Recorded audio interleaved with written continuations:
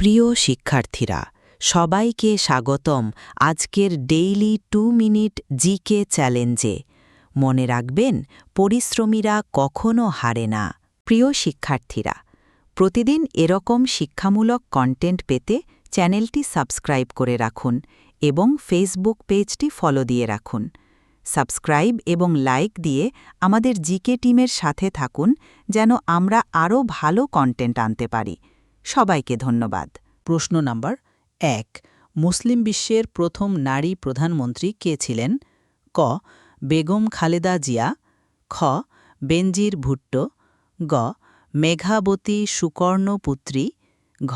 Siri মাভ Bandaranaike. সঠিক উত্তর বেনজির ভুট্টো।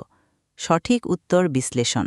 1988 সালে পাকিস্তানের প্রধানমন্ত্রী হয়ে বেনজির ভুট্টো মুসলিম বিশ্বের প্রথম নারী প্রধানমন্ত্রী হন।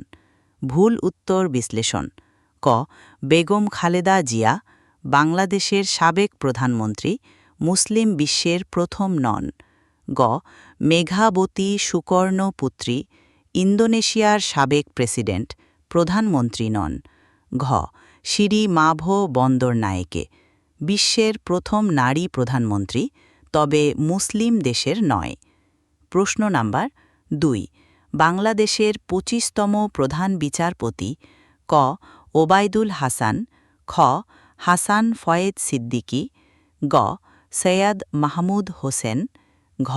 সৈয়দ রেফায়েত আহমেদ। সঠিক উত্তর ঘ. সৈয়দ রেফায়েত আহমেদ। সঠিক উত্তর বিশ্লেষণ।